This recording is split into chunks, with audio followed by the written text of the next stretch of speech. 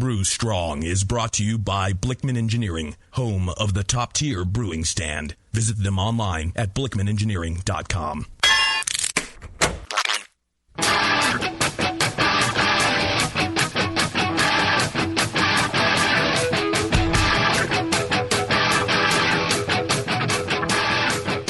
Brewers, it's time for the beer radio you've been looking for. This is the show that dispels myths, tackles the toughest topics, and makes no apologies for geeking out on beer. Hosted by two guys that drink before they think, Jamil Zainasheff and John Palmer. This is Brew Strong.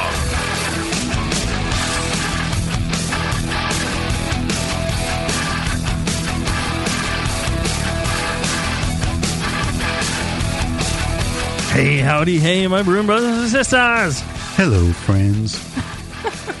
I think greetings. You I gotta stick with that, really. You can't beat such a classic.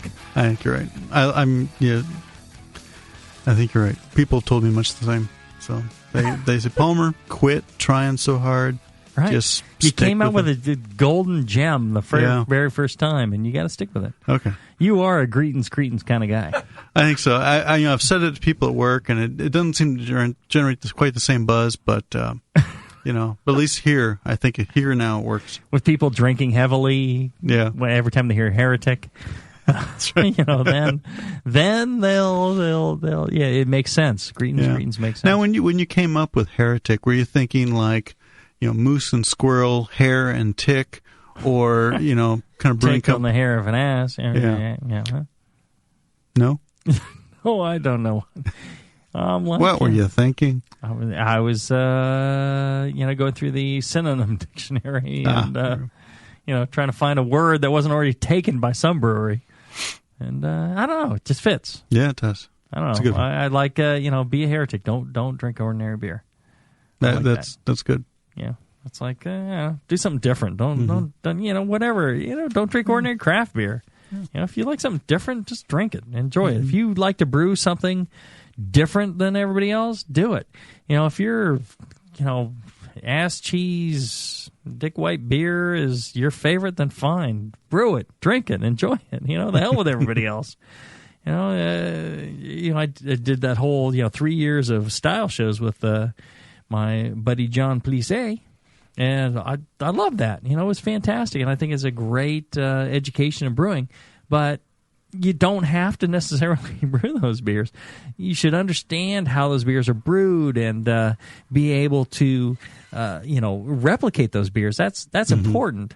But if you, once you can, then that's your gateway to brew your own, high quality beers. That's your chance to really step out and do something different. Yeah. So don't hesitate in that.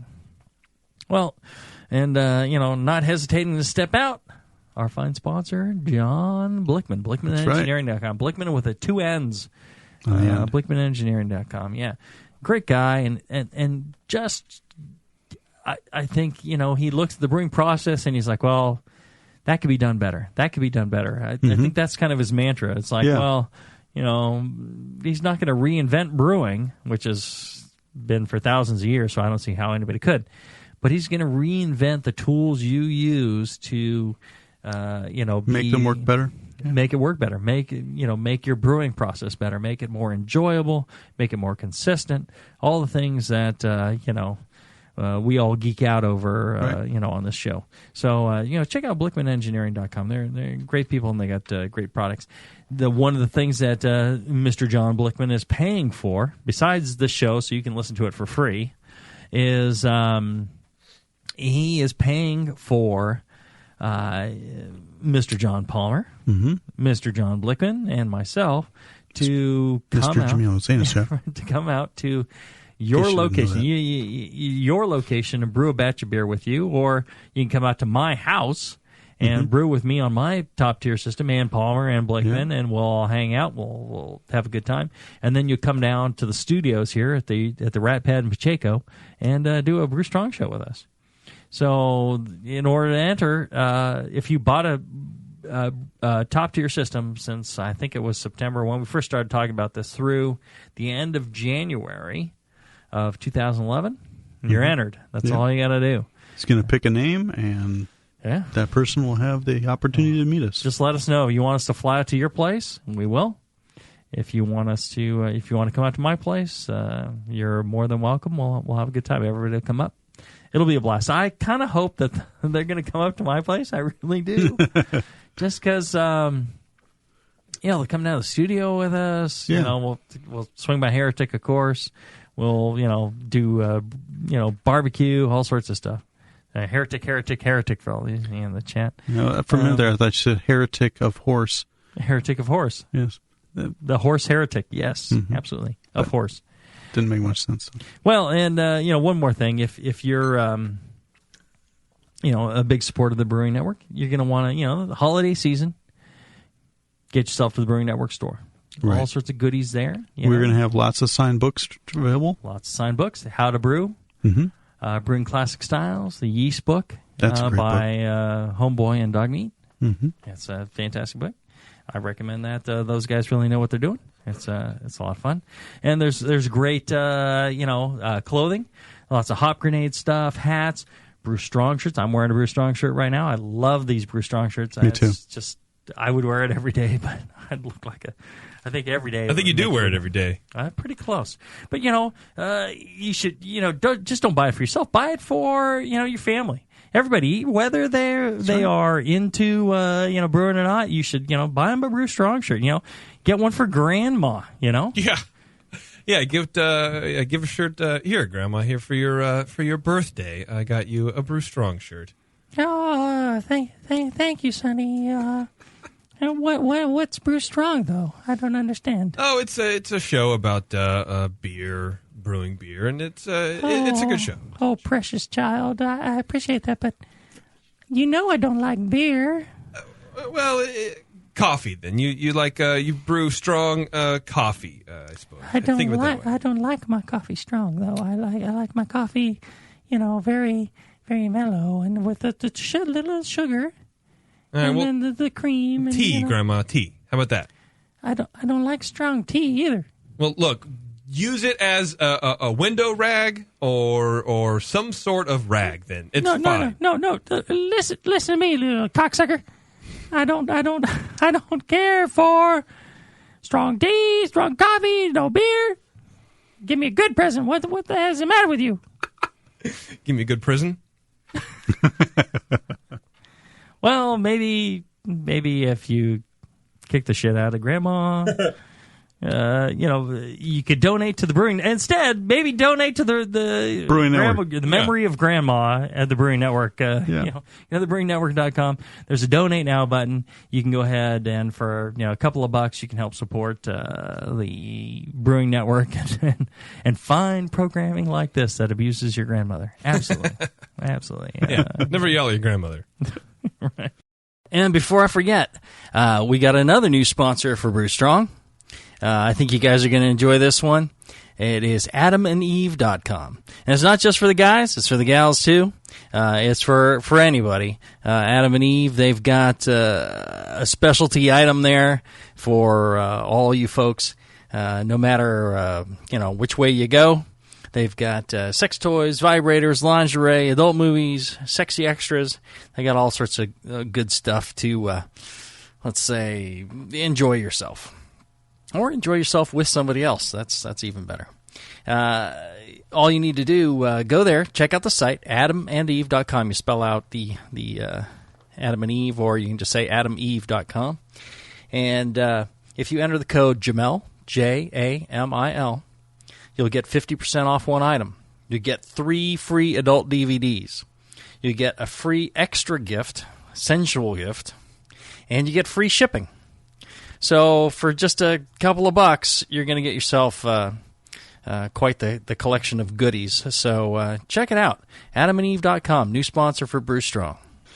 All right, so today we're going to do some more Q&A. We're trying to catch up on our backlog of Q&A because, if you email the brewstrong at thebrewingnetwork.com, we don't want to leave any email unturned. We don't want to, let you go. If you got an immediate question to be answered, you should individually email us with your rapid needs. Right. But if you hit the BrewStrong at thebrewingnetwork.com, we want to make sure we eventually get to those, and we will.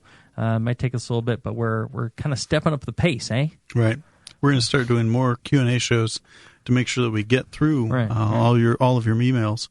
And initially, I don't think we were thinking about that. No, because we thought they would be stupid questions from morons. Mm-hmm. And then we look at the questions, and they're like actually good questions from smart morons. people, knowing what they're asking actually intelligent questions. Yeah, well, they have no other show that don't have easy answers to. And it's like, oh, okay, well, yeah, maybe we should be answering these questions. Yeah. So that's what we're going to do. We're going to knock this out. All right, so we're going to start answering your questions when we come back from this break. Back soon. When you hear Blickman Engineering, think innovation, passion, quality, and customer service. Blickman gear is designed by brewers to give you a sense of pride in your equipment. At Blickman, they know what makes brewing a pain and build gear that makes it fun. Like the intuitive beer gun, a completely different approach to filling bottles.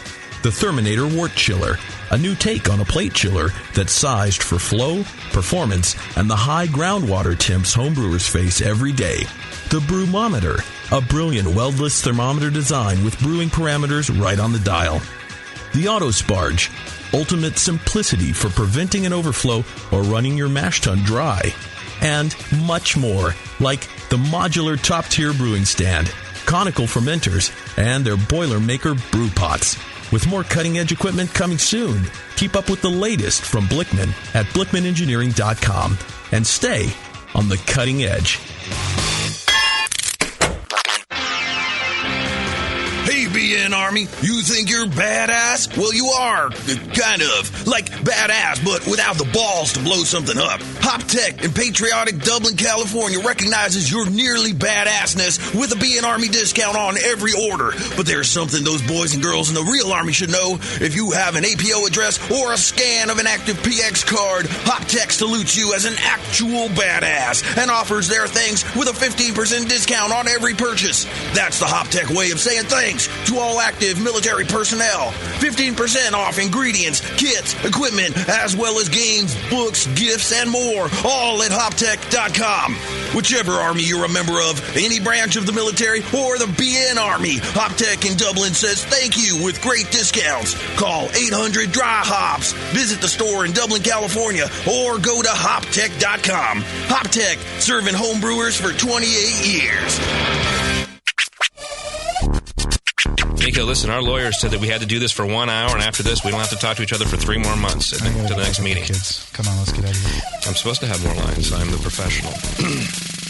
Hey, it's Sully. And I'm Nico. And we opened the 21st Amendment 10 years ago at 563 2nd Street in San Francisco, just 2 blocks from Giants Park, to make great beer and have a great time doing it. That's right, because to us, the 21st Amendment is more than just the right to make beer. It's the right to experiment, to be innovative, and just do things differently. And so now, we're putting our craft beer in cans. That's right, cans. You can find our world-famous Hell or High Watermelon Wheat Beer at Brew for Your Die IPA in the Northeast, Northwest, parts of the Midwest, and Alaska in cans and on draft. So next time you're at your local neighborhood pub or good beer store, be sure to ask for 21st Amendment in cans. Because everyone likes it in the can. Tasty crack cans. Tasty crack can. And now, Northern Brewer brings you another installment of The Time Brewers. When last we left our heroes, they found themselves in 1842 in the province of Bohemia. Yo, this era jerky. All the beers is murky.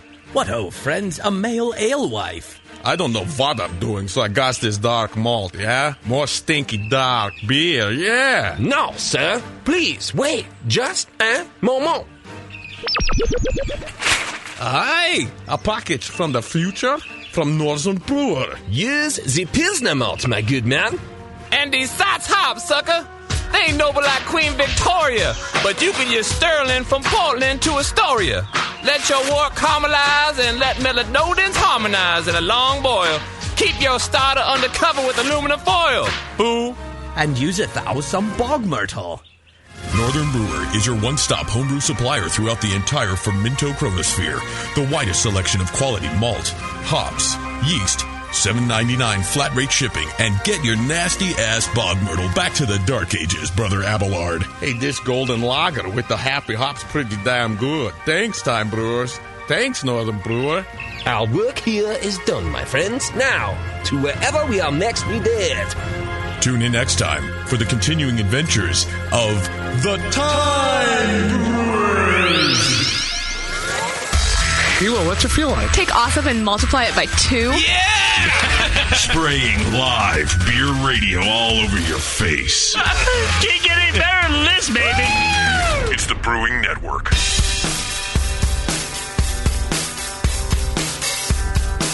Back to your hosts, Jamil Zainasheff and John Palmer.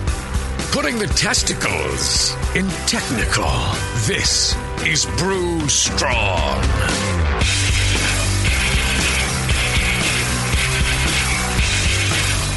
All right, we're back. Q&A show. Give me what the chat's got. The chat, they really want to know what beer you guys are drinking right now. I forgot last show, and I got a lot of slack for it, and blah, blah, blah. Oh, bite me. It's Iron Springs Black Magic Rye. 8%. 8%, yeah. So there. And I believe you said Fair that enough. the last show you were here, it was a little bit harsh, and so it seems like it's settled in the keg a bit. Yeah, we did Canyon Brew It, and it was really very, tannic, acidic, and just a bit too much. But, after sitting for a month, it's some of that harsh bitterness has dropped out. Yeah. Nice. It's chocolatey now. It is. I like it. Yeah. Takes a little time. Great. Well, let's do some more chat questions. What do you think? Sure. All right. Here we go. Boiler Brew in the chat says, not sure if this has been covered before. When adding a simple sugar like sucrose to dry out a beer, is it better to add the sugar into the boil or as a syrup after some fermentation has taken place? Depends on how much you're adding, for one thing. Right. Depends on the gravity of the beer too. Mm-hmm. The decision that you're facing with adding simple sugars is that if you present too much simple sugar to the yeast, they don't have to develop the enzymes to ferment simple sugars that they do for maltose and maltotriose. So those are in normal beer worts. Those the disaccharide maltose and the trisaccharide maltotriose are the predominant sugars in barley wort. If you present them with a lot of sucrose or glucose, then they don't bother generating the enzymes, and they just ferment those simple sugars and then stop.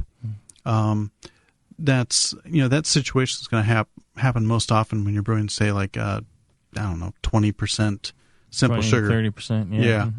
If you're only adding, some as accents, 5-10%, probably not serious, and you can add it straight to the boil, and it's going to kick up the overall percentage of glucose and sucrose in the beer, but still maltose and maltotriose will still be predominant. Mm-hmm.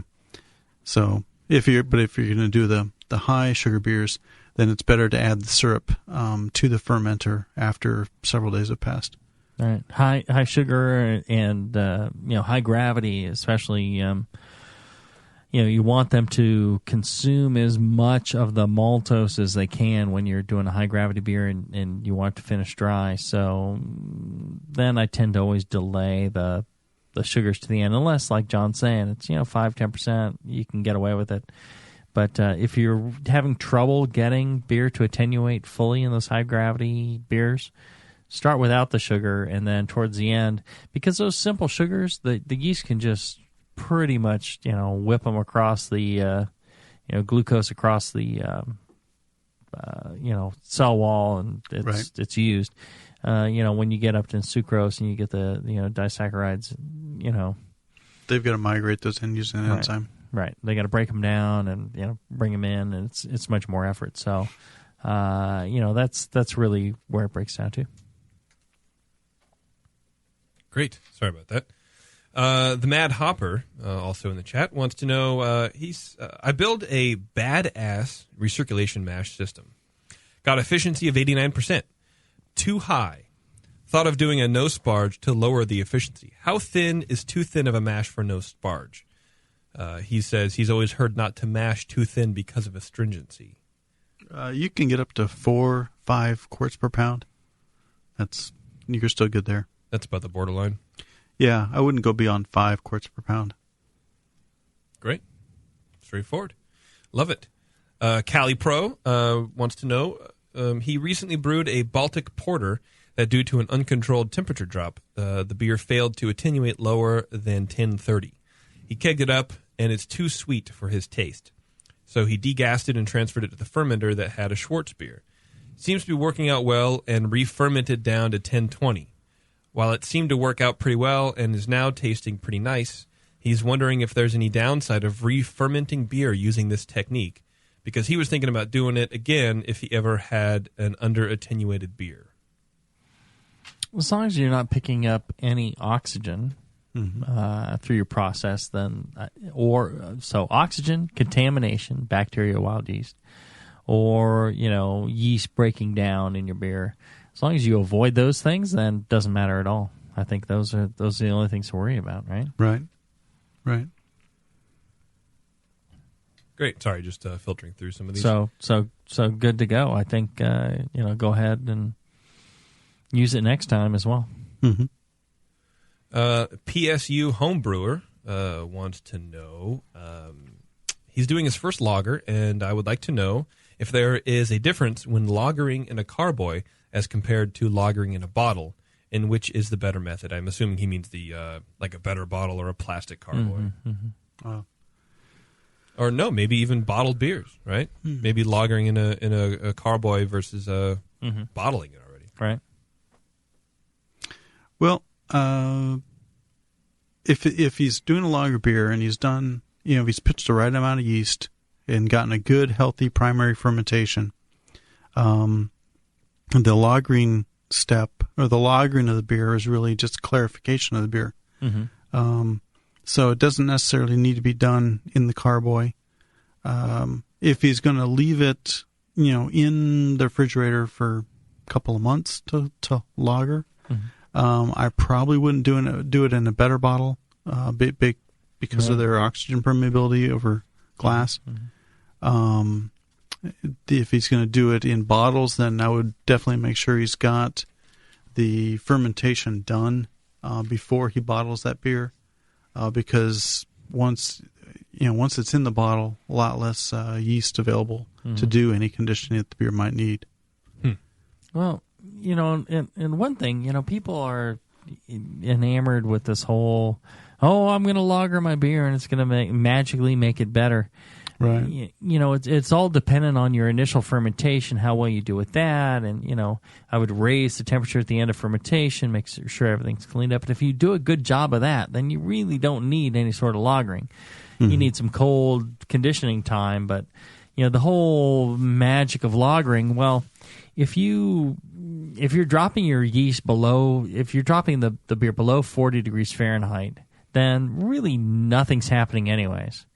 Yeast-wise. The yeast are really not doing anything. They're doing it so slowly that if you really want yeast activity, keep it warmer, or warm it up. The yeast do better when you warm them up. They become active. They do all the things you want them to do. They've already finished making all those flavors and things like that. One of the things that can happen is, if you crash cool a beer after fermentation, lager yeast will actually express more esters than if you slowly lower the temperature. And I think this is part of the myth of lagering is, well, if I slowly lower the temperature to lagering temperature and let it sit, it's a cleaner beer. Versus if you crash cool it, the lager yeast actually express more esters in that crash cooling period, and you end up with a more estery beer. So maybe people are thinking that. So you want to slowly lower the temperature. And then if you want yeast activity, you got to keep it 40 or above. Otherwise, I think, proper fermentation to start with, and, starting with a colder temperature, proper pitching rates, oxygen, ramping the temperature up. We talked about it so many times towards the end of fermentation, ramping that temperature up, letting the yeast finish what they're doing, and then you slowly lower the temperature down, get the yeast off of there, let the beer sit for a while, and you let those fines drop out, you let the chemical actions happen. That's what makes a great lager beer. But whether it's a bottle or a keg, I don't think it matters. Oxygen ingress makes a big difference, like John's saying. Right. Other than that, if you've done the right fermentation, then the rest is just settling cold and letting all that stuff drop out. So it doesn't really matter. All right, great. Let's take one more from the chat, if you got one more, and then let's take a break. Okay, let's do it. Sex Panther in the chat room. Okay. Yeah, just waiting for that to sink in. Sex Panther. Oh, sweet. Sex Panther. He writes in, just wondering what hop breed would give the absolute cleanest, smoothest bittering for a pale ale. I'd like to showcase the flavor and smell and not have the bittering intrude. I think a lot of that is water profile, wouldn't you say, John? Yeah. Wow. Read that again, JP. I deleted. He wants the cleanest, smoothest hop possible. Cohumulone. Yeah. Lowest cohumulone. Yeah. Okay.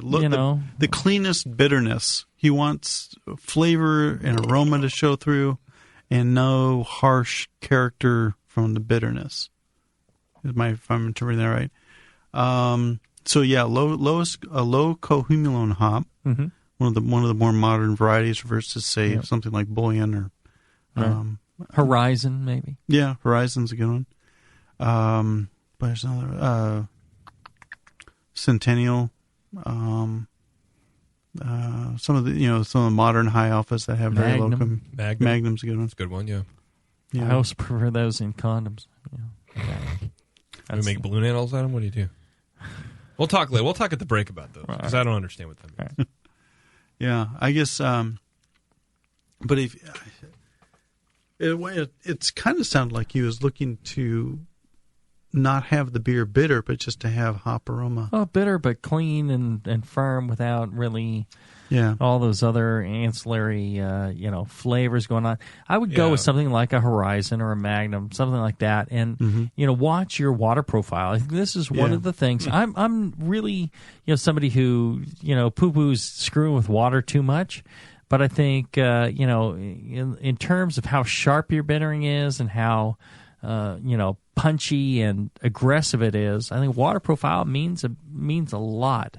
And, the amount of sulfates in there and, that really changes the character of it. And all the, chlorides and things like that. Right. Those are really going to affect your perception of bittering. Mm-hmm. So, as does the malt profile and attenuation, the type of yeast you use, some yeast and the pitching rate, the amount of cell surface, all that's going to affect, that end perception. But, so it's not just a hop.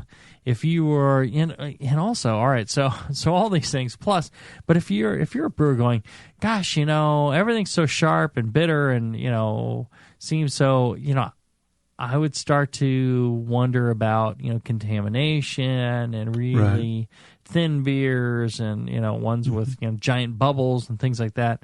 If that's what you're seeing, then, start looking for contamination, thinning out the beer and not really being able to support that bittering. Yeah. Otherwise, then the second thing I would look for is, Horizon, Magnum, low cohumulone, high alpha hops, and watch your water. And get, a good average water. Don't go aggressive towards one side or the other. Right. And you should end up with a beer that's, got a firm bittering, but it's not aggressive. It's not offensive in any way. Yeah, watch your sodium levels, too. If you're using softened water, probably better not to use softened water. Go with some store-bought drinking water, because the high sodium levels will also react with the hop bitterness and make it a little more harsh. So, everything what Jamil said and that. And more. All right. Let's take a short break. And when we come back, more of your questions after this. Since 1921, Muntons has been a provider of quality malted grain and extract. What did he just say? That's 90 years of locally sourced grain for homebrewers and professional brewers alike. All farmed within 50 miles of our malt houses. What? I can't understand what this is. The last part. Whole and crushed malts, including wheat and peated malt, liquid extract, hopped and unhopped, as well as dried malt extract. Everything from beginner homebrewer kits to all the ingredients an advanced homebrewer needs. Something about trains? What language does this guy speak? He's from Austria. Muntons is proudly serving brewers in 54 countries and honoured to be a leader in malting. Can you understand this guy? No. That's a really weird language. Ask for Muntons malt and malt extract at your local homebrew shop. Muntons, for brewing, distilling, and baking. Quality malted grain and extract for 90 years. Make your malt Muntons. When I order a beer, I want my server to know more about it than I do. I want someone who enjoys good beer and loves helping others enjoy it too. I want someone who knows how to pour a perfect pint for every beer style. I want a Cicerone. The Cicerone Certification Program is creating the type of people who help you enjoy great beer. Home brewers and craft beer lovers know beer is more flavorful and complex than ever, and it takes some serious knowledge to store and serve beer right. Cicerones know beer. There are 3 levels in the Cicerone program: Certified Beer Server, Certified Cicerone, and Master Cicerone. Cicerones are truly the sommeliers of beer. The best beer locations have a Certified Cicerone on staff. Relaxed and unpretentious.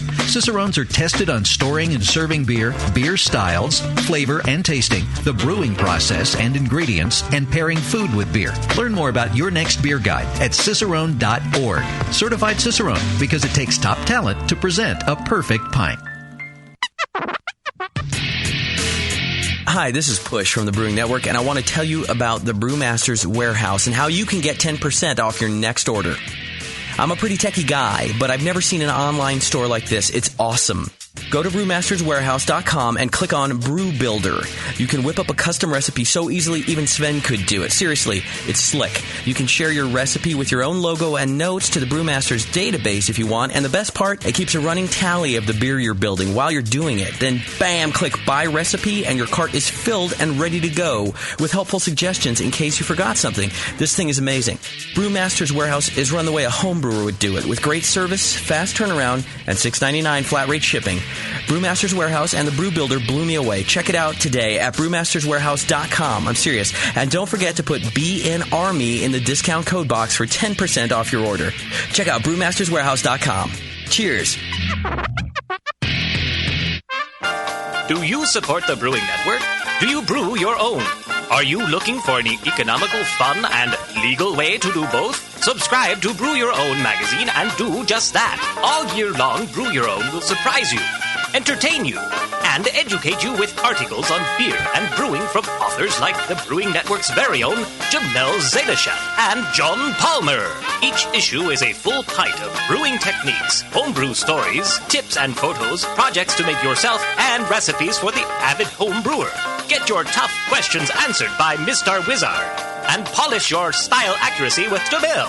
A portion of every subscription goes to the Brewing Network, so subscribe today at byo.com/Brewing Network, or just click the BYO logo on the Brewing Network homepage and support a fantastic hobby and your favorite broadcaster.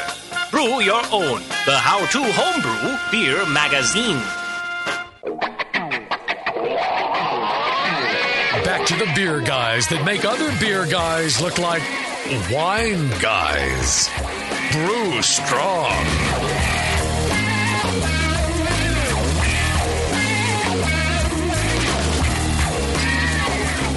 All right, we're back in the middle of is this Q&A show number 3? Yes, it is. Dang. We're pounding them out. The beers or the questions? Both. Yes. Pounding down the beers. Whatever needs pounding out. Whatever needs pounding out. I got a quarter panel you guys can work on. I'm ready to pound. All right. Pound whatever needs pounding. You ready to take a phone call? Yeah. Absolutely. Westco, you with us? Hey guys, what's up? What's happening, man? Hey, brother.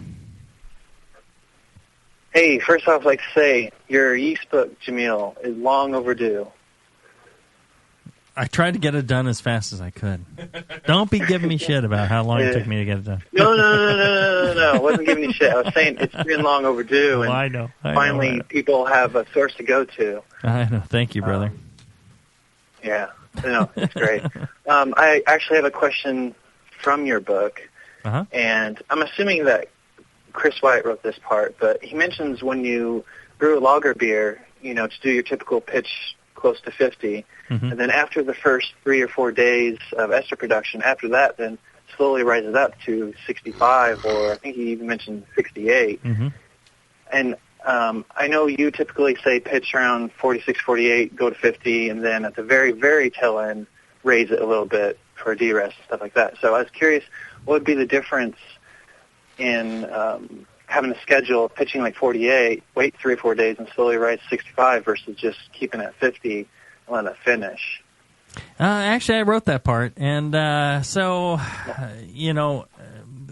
thing is, here's the thing.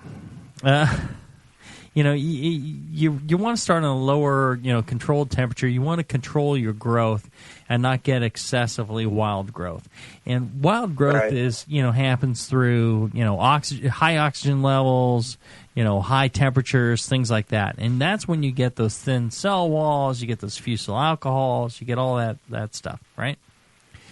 So you start with a lower temperature. You start, I've started, at 44.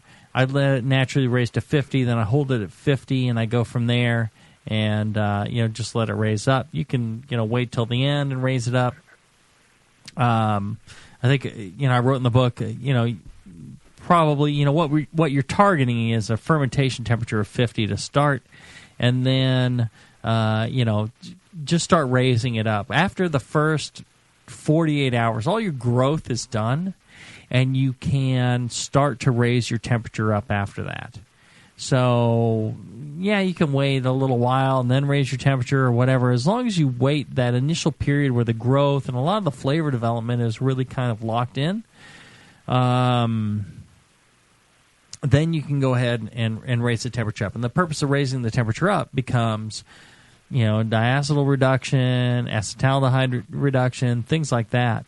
Towards the end, you want to make sure that those compounds are being reduced, that attenuation is really, fully happening, and that, you're really attenuating out the beer. And, that's the yeast depend on temperature as a signal for a lot of it. If you let the temperature remain constant, then they won't quite be as active towards the end, and maybe you won't quite do as well. But if you raise the temperature, they become a little more active, and you really do clean those things up. The thing to avoid is letting the temperature fall towards the end. And so many homebrewers, this is the difference between pro brewers and homebrewers. This is the difference. Temperature control. And, pro brewers will, control their fermentation temperatures all the way through pitching to the end, and they'll make sure that their beer attenuates well and everything's done right, and they absorb all these compounds. And homebrewers, for the most, will except for listeners of this show, for the most they'll just let their beer go with whatever temperature is ambient temperature, and then the yeast are no longer producing heat, and the temperature falls off, and then the beer doesn't attenuate well, and it doesn't absorb all these compounds, and it's not as good a beer, and it's a critical stage of fermentation. So if you can control that temperature, and it sounds like you are, and you're very attentive to what's happening, you're going to make a great beer if you can just raise the temperature towards the end. So that's kind of the guidance of the book. I think was I want to make sure people understood raising the temperature, starting out cooler and raising the temperature. But a lot of people don't want to start. Instead of starting out warm and cooling towards the end. I think Whitey and a lot of other folks don't want to start at 44 and raise up.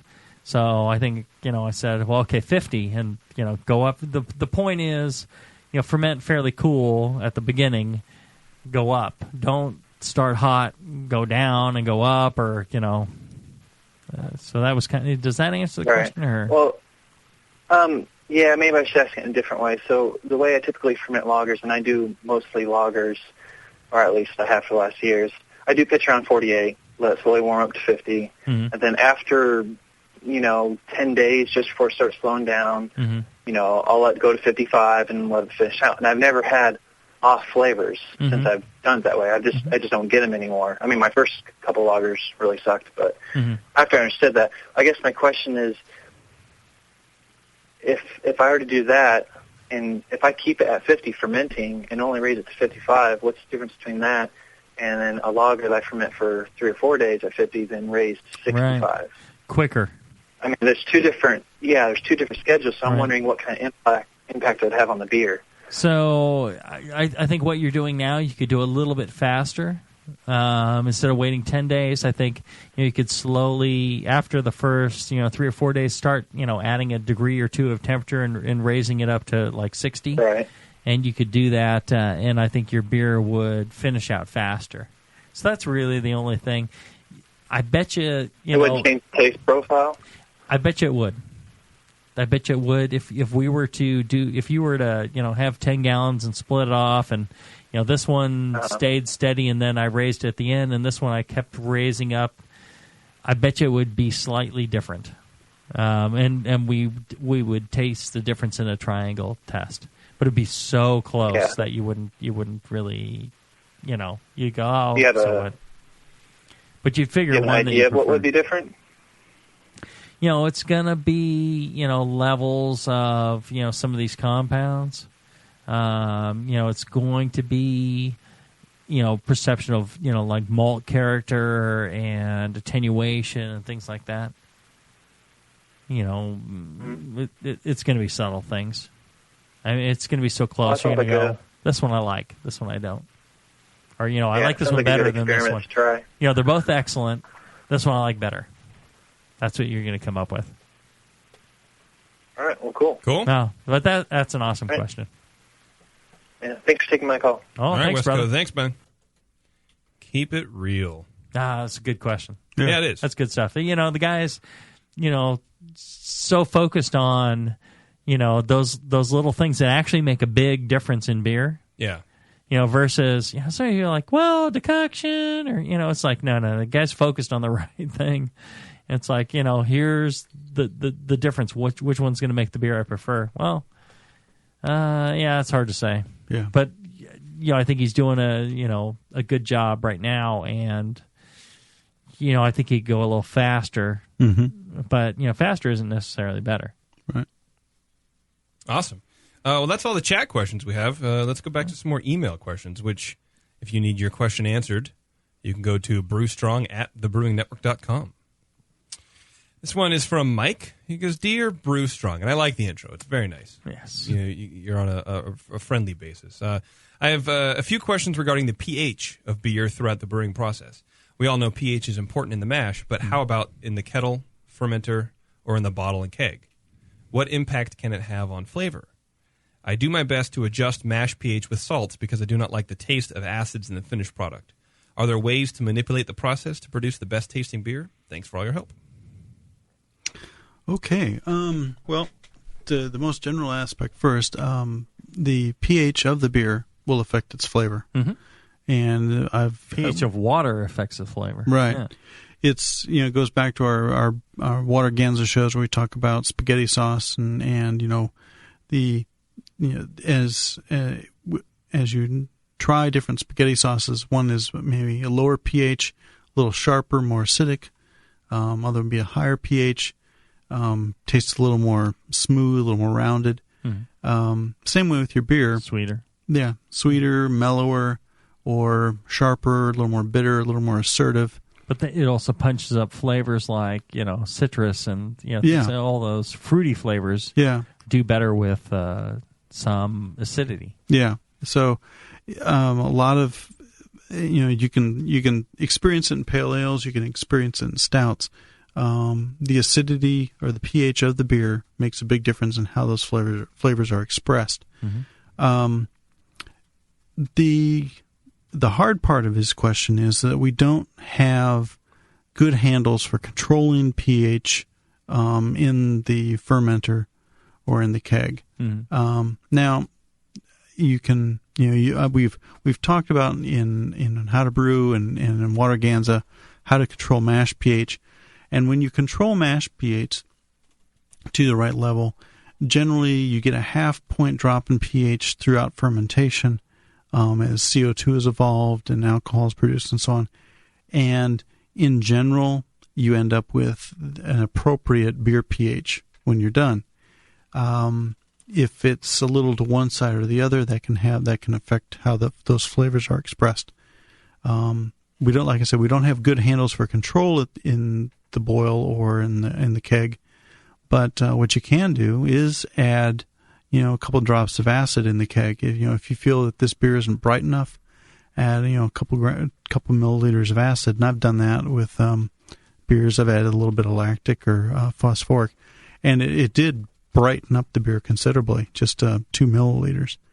So that's an option. One of the things I noticed in this question was, I don't use acids because I don't like the flavor, but I think small amounts of acids, I don't know that you're really tasting the flavor of the acid versus something else. And going to the extreme with mineral salt additions, taste those. You'll definitely taste those as well, more than you will with the acids. So, what about that?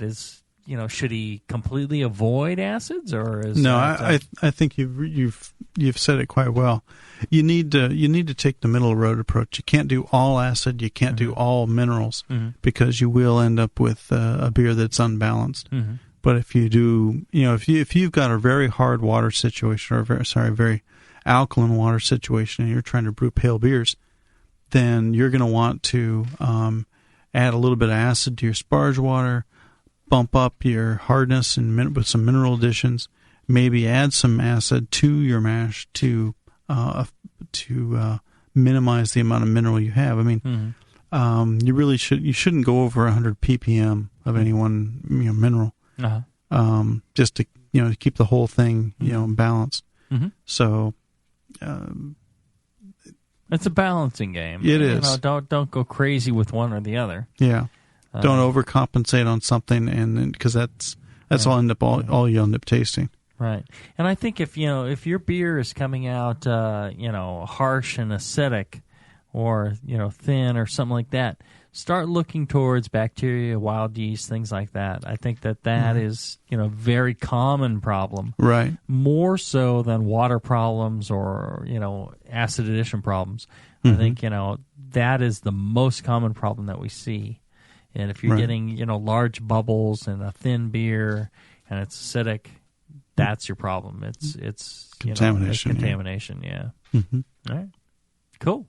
Well, let's take a short break, and when we get back, we'll get into more of your questions back after this. When Blickman Engineering set out to design a great brewing stand, they knew it had to be strong, adaptable, and last for a lifetime. The top-tier brewing stand is now proudly available at BlickmanEngineering.com. It grows with your brewing skills and equipment. Start with 5-gallon coolers on its heavy-gauge stainless steel shelves. Then move all the way up to 30-gallon pots on the high-output burner tiers. Speaking of burners, the custom Blickman Engineering top-tier burners are extremely powerful, efficient, and amazingly quiet. They have safety stops to center your pot, and they'll last a lifetime and won't rust. The top-tier brewing stand allows virtually infinite combinations from traditional gravity systems to 2 tiers to completely horizontal. Configure your stand the way you want and have the freedom to change it at any time in the future. Your brewing stand should adapt with you, not force you to learn a new process. Visit BlickmanEngineering.com today to configure your top-tier brewing stand and to find a local Blickman retailer. You'll be surprised with all the flexible features and the competitive price. Start brewing with Blickman from the top tier. Williams Brewing is your online resource for prompt delivery of quality home brewing supplies.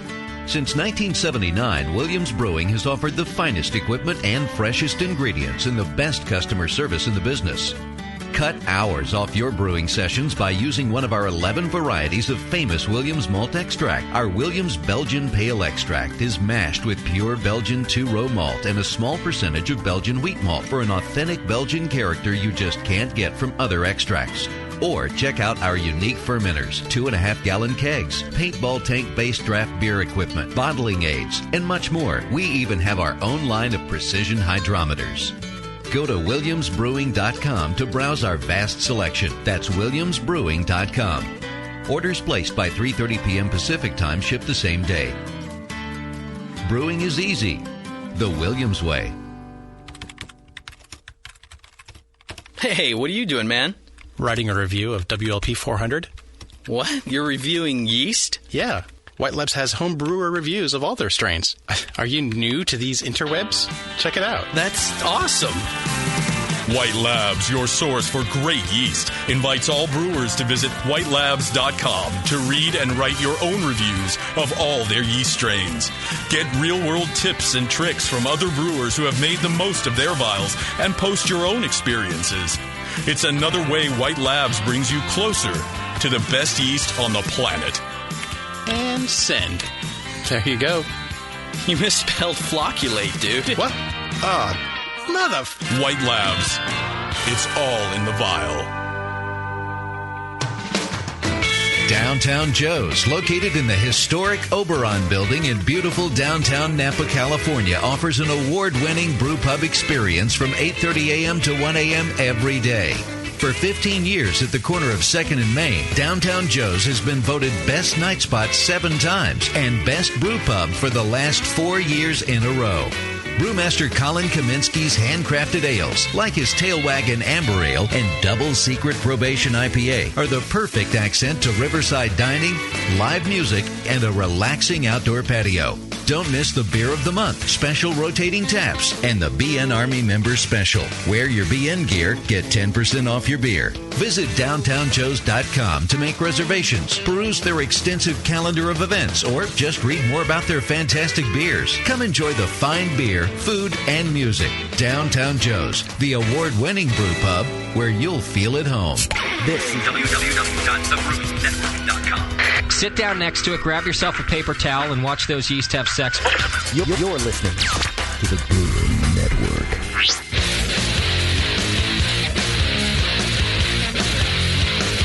Back to the two guys that know how to turn beer into beer.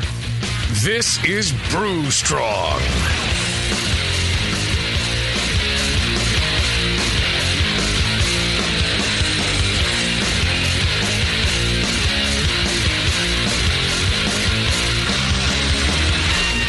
All right, we're back.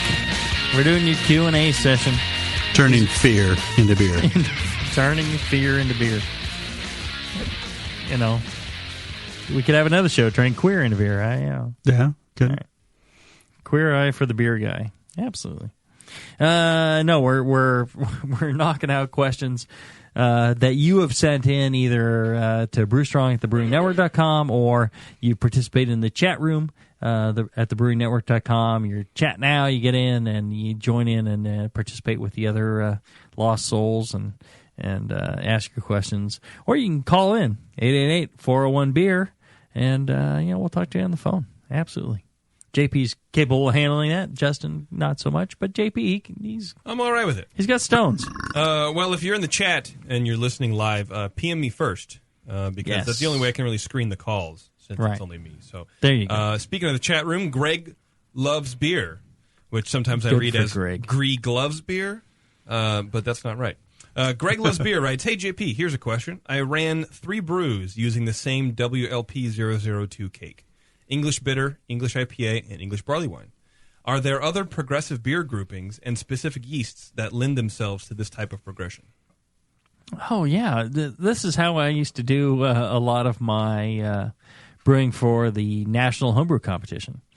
Was I would look at a yeast and see if I could do a progression of beers, and I would chart that out as far as, all right, this beer splits into these 2 beers, and these 2 beers split into these 4 beers. And I would brew every frickin' category just off of a few yeasts. And that way I could get a lot of beers done quickly. Because producing wort isn't that big a deal. It's, having the yeast ready to, rock and roll. That's a big deal. As far as those English yeasts, you can do just about, with like 002, you could do every English beer that there is. So you can do mild, you can do ordinary bitter, special bitter, strong bitter. You can do IPA, you can do Northern English Southern Browns, you can do Old Ale, you can do English barley wine, you can do all those with that same yeast. So there's a whole crowd of them.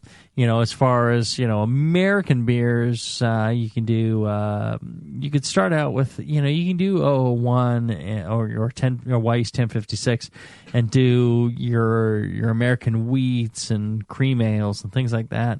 Right. I feel that those, if you're looking for just placing in the crowd, you can do that, but if you really want to be in a really tough competition, then you're going to need to do like the Kolsch yeast for the American wheats, and you need to do a lager yeast for the cream ales and things like that. But you can do, American Pale Ale, American IPA, American Stout. You can do, American Barley Wine. You can do Robust Porter. You can do, there's, American Amber. There's a good chunk of American Brown Ale, a good chunk of beers you can do with that yeast. For lagers, you can, and I've said for a long time, you can use almost any lager yeast for all your lagers. Get the lager yeast that you really feel mirrors the flavor that you love in lagers, and just use that for all of them. Yeah, you can go ahead and change up and down, but you're pretty good on most lager yeasts. And then it's just a matter of, sorting them out by gravity and hop, IBUs, and then go ahead and brew all your lager yeast with one lager, or all your lagers with one lager yeast. Now, what styles would you feel able to use Cal Common yeast for?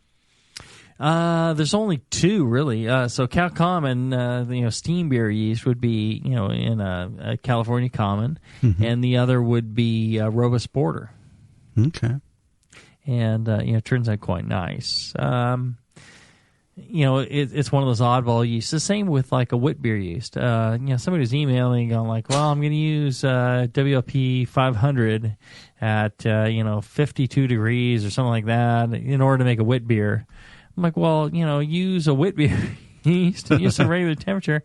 It's like, no, Stan Hieronymus says you can use 500, and I'm like, well, fine, all right, whatever. If you want to make the best possible wit beer, use a good wit beer yeast. If you want to make a Hefeweizen, use a great Hefeweizen yeast. Right. If you want to make a great lager, use a great lager yeast. If you want to make a great steam beer, use a great steam beer. These yeasts exist for a reason, and these styles really exist, for a certain reason. Use the best yeast for those things. And he told me as well, I can use 500 for a lot more beers than I can 400. Sure, if that's what you're, just use 001 for everything then.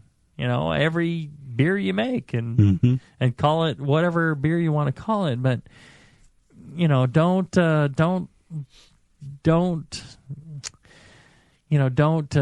try and force one thing into another and say, well, that's, we should do, 500 at 52 degrees, in order to make this beer or that beer. It's like, well, all right, just admit that you're kind of forcing the thing versus just doing the right thing for making that beer. Right. When you look at all these commercial brewers, they are not using one yeast to make, all these different styles. That brewery that you're talking about, they make one beer and they use one yeast, and that's what they do, and that's why it works.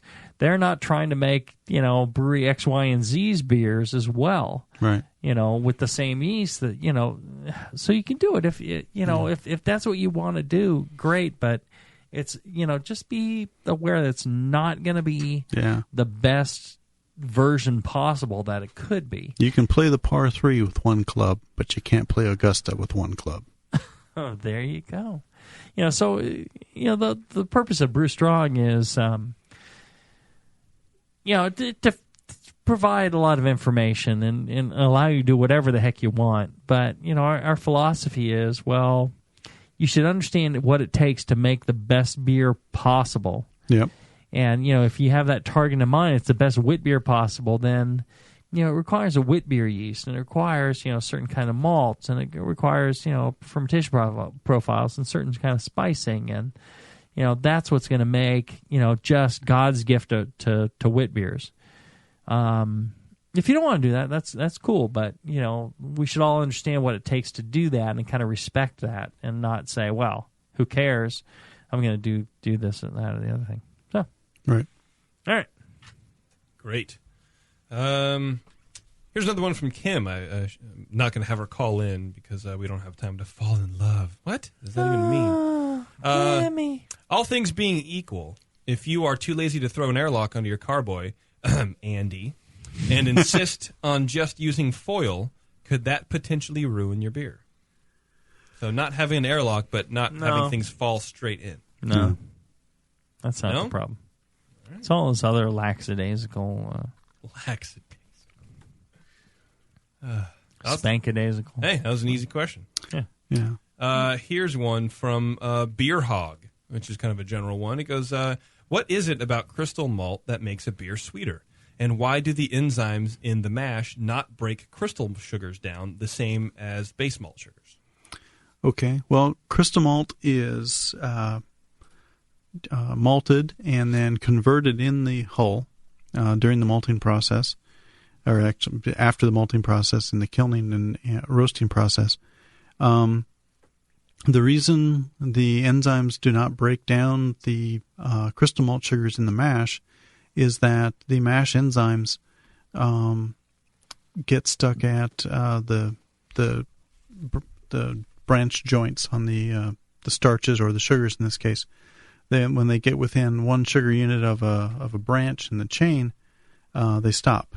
Now there are enzymes called limit dextranase that can attack those branch joints and allow the alpha beta amylase enzymes to break down that starch or that large sugar chain further.